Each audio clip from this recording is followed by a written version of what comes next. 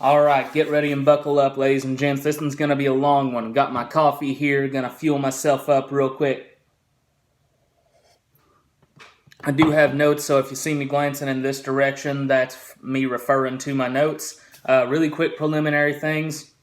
I want to thank a particular viewer. I don't remember his name exactly, but he was one of the people that commented on my previous video about the two obscure slashers that I reviewed.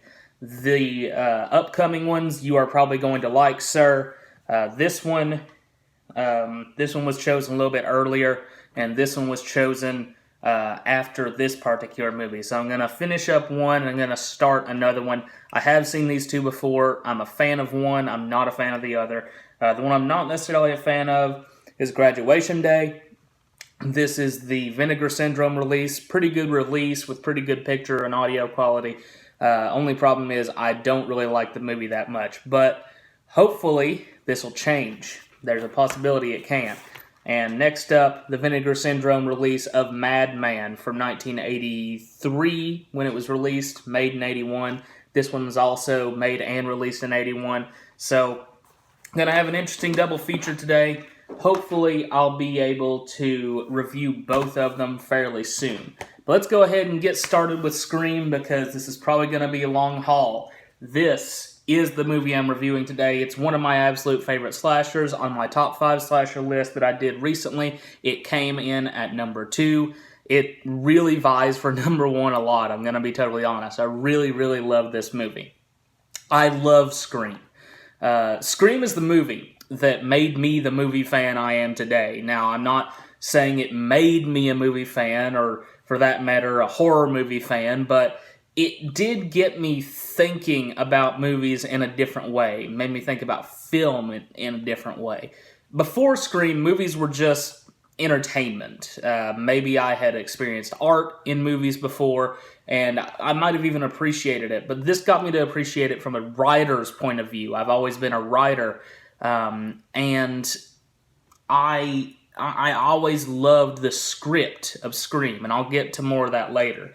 But, I mean, I'd noticed camera mastery in John Carpenter's Halloween, and before that I noticed great acting in Wes Craven's other masterpiece, A Nightmare on Elm Street, as well as other non-horror movies. I've experienced the art in that in some ways as well, but I think this really even opened me up to more movies in general, and seeing them from a more critical point of view because it was a writer-centric movie, in my opinion. In some ways, like, the central piece to this, more than anything else, is Kevin Williamson's script, and it's brilliant, it's wonderful. It involves a lot of Wes Craven isms in it, but let's go ahead and just kind of get started in general here. Gonna get another sip of coffee.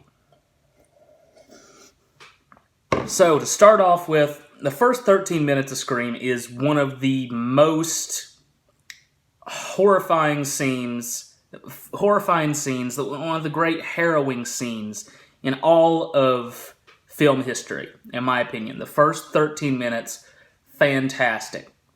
It features only one character on screen for the majority of the scene, and it's both, in some ways, visually and textually stunning, just the way that it works, the way that it flows together. Emotionally, it's a roller coaster, ranging from hilarity to trepidation to horror as it unwinds throughout the scene. Every artistic and technical aspect is perfect, in my opinion, for this movie. It's got a lot of just great cinematography and acting, and Drew Barrymore is brilliant, and Roger L. Jackson is brilliant. Even the few other people that kind of come in during the scene, during the middle and then ending portion, really, really great stuff. Everybody knows this scene. This is the scene that Scream will probably be remembered for forever. I think it is the scene that this movie is most remembered for, and sets up a tone for the movie. It's another one of those things that makes you feel like anybody can get killed because they just killed America's sweetheart, Drew Barrymore. So, really great stuff, great cinematography, great editing. Everything is perfect in that scene. One of my favorite horror scenes of all time. After that, we get a smash cut to our final girl, Sidney Prescott, played by Neve Campbell. Throughout the movie, she gives this great performance. I mean, you can't help but fall in love from the opening scene with this movie. You only fall in love more once you start to experience Sidney. I had a big crush on Neve Campbell for a long time till I met my wife. And I don't really have a crush on her, but I really, really love her as a final girl. Fantastic final girl. Incredibly likable. She's one of the reasons I think you keep coming back to the series. Her boyfriend, played by Skeet Ulrich, is Billy Loomis. And he's okay. He works for what he needs to be. He's not fantastic, but he works, I think. Tatum, played by Rose McGowan, is her best friend. She's pretty good. I'm not a big Rose McGowan fan, but I think she works really well in Scream. I think Scream's one of her best performances. Let's see. Of course, you've got Courtney Cox as Gale Weathers and David Arquette as Dewey. Both really great performances. Good actors overall, I think. And they're another reason you keep coming back for the series. Just the serial aspect of the entire Scream series just sort of lends itself to creating these characters that really, really make you interested. So you've got those characters. I also want to mention Randy. Of course, everybody loves Randy. I love Randy. I kind of am Randy. I think a lot of movie fans like Randy because they kind of identify with him. You know, they never really got the girl, but they loved movies and they knew a lot about them, were very passionate about them, and had a lot of passion in their lives other than movies, just like Randy does. Randy has a passion for Sidney. He really, really loves Sidney in some ways, but never really gets a chance with her. But you know what? He's really great for who he is. Jamie Kennedy gives the performance of his life in this movie. I actually kind of like Jamie Kennedy. I've liked him in the 2 Tremors movies he's been in. I'm not a defender, but I enjoy Son of the Mask. It's a really terrible movie, but I love how silly it is, and I like him in it. But yeah, I really love him as Randy here. The other underrated performance here is Matthew Lillard. Lillard is brilliant. I'm a huge Matthew Lillard fan. This is one of my favorite movies he's in. My favorite role is not this. My favorite role of Matthew Lillard's is Shaggy, not in the live-action Scooby-Doo, but I love him in Scooby-Doo Mystery Incorporated and a lot of the not live-action animated movies that he has been in. I do actually really like his performance in the live-action movies, the 2 ones that came out theatrically that he was in. The 2 Scooby-Doo movies. I think he's really good as Shaggy. He's one of the shining spots of that sort of little duology there. And then he plays a great Shaggy in the animated features and the animated series. So really good stuff on Matthew Lillard there. I met Matthew Lillard. I've got his signature on a Scream poster. Really nice guy. Really, really good actor. And underrated actor as well. The performance, however, that is most central to the whole series, maybe even as important, if not more important, than Neve Campbell in this series, is Roger L. Jackson as the voice of Ghostface. He's what keeps you coming back. He is the most captivating thing about that opening sequence, that vocal rendition. His voice acting is brilliant. He's a really good voice actor besides this, too. He's known for being Mojo Jojo in the Powerpuff Girls. He's really one of the first voice actors that caught my eye, made me interested in voice acting. He's the first one that I kind of, started to notice, oh, there's somebody doing this. And it wasn't in a cartoon, strangely. It is here in Scream.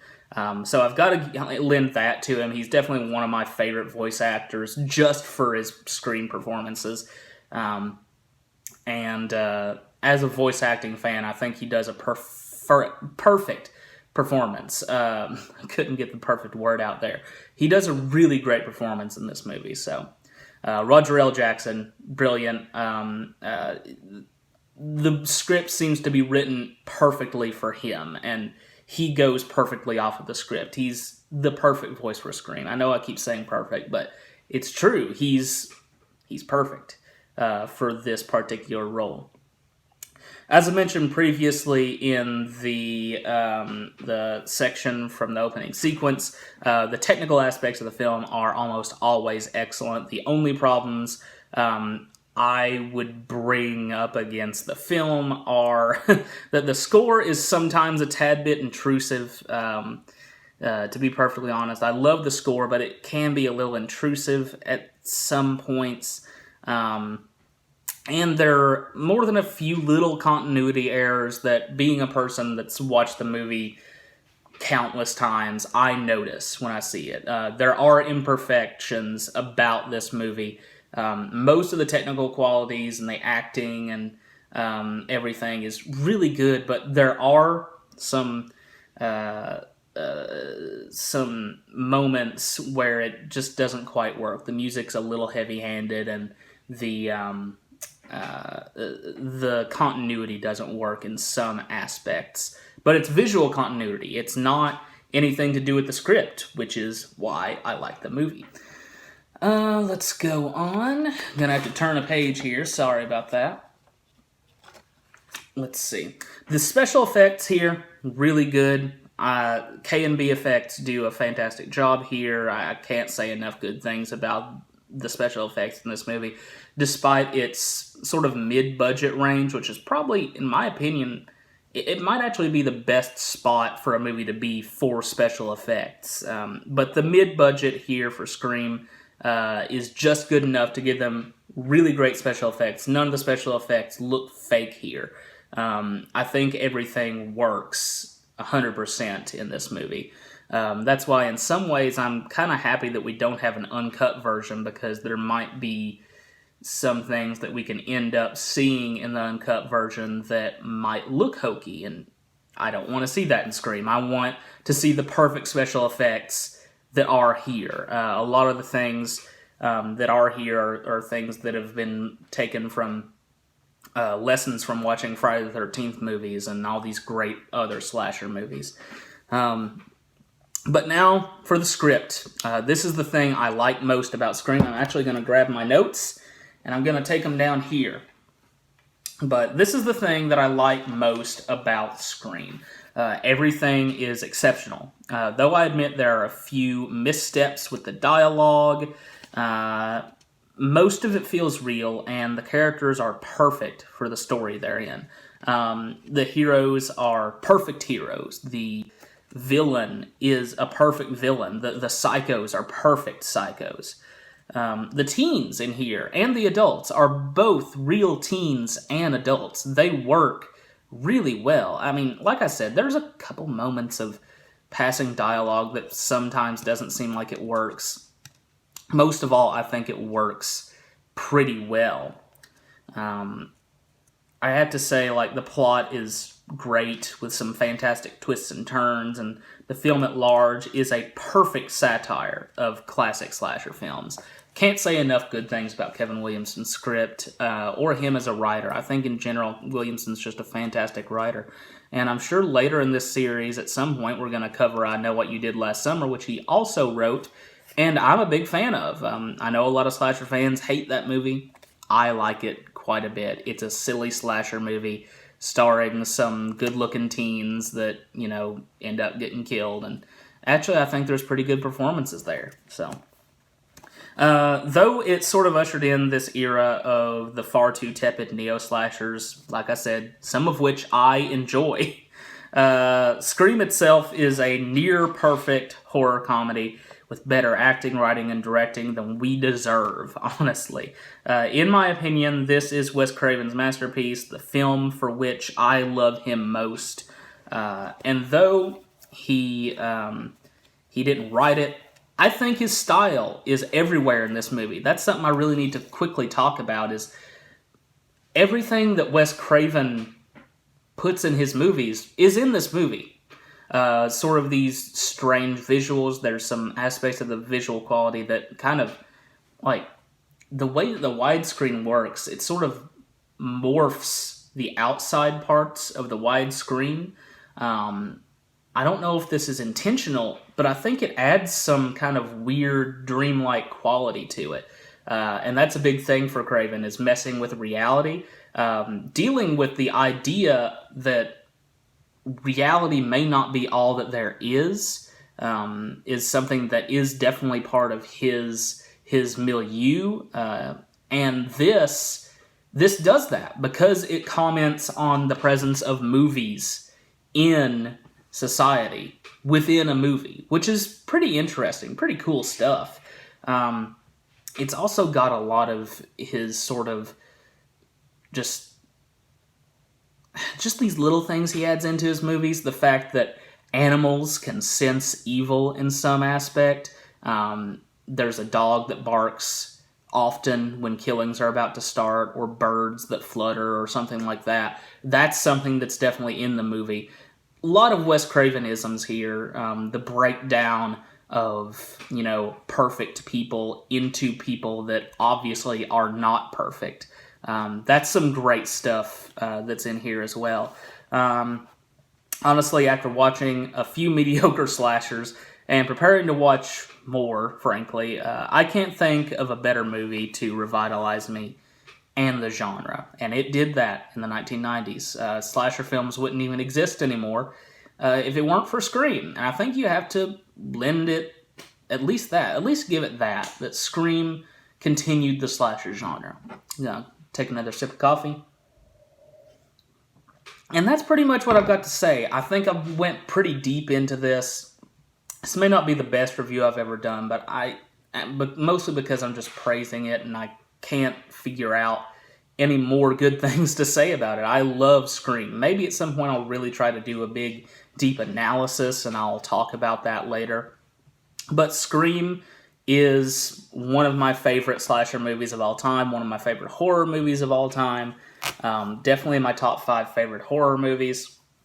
My favorite horror film of the 1990s. And, it's a brilliant movie. I can't say enough good things about it. Love Scream. If I ever did a review of Halloween, it'd probably be just as in-depth as this. I'm sure I've done a review of it before, but I want to do a better one at some point. But Scream, this is the 5-film collection. It's a good Blu-ray collection. Has a couple documentaries on it. Has Scream, Scream 2, and Scream 3. Really good movies. At least Scream 1 and 2. Scream 3, but I kind of enjoy it. Anyway, Scream, the 5-film set, really good stuff. Scream in general, awesome. So, that's pretty much it. Rock on. If you like to subscribe, talk to you later. I'm going to go watch these movies and hopefully get back to you fairly soon. Bye-bye.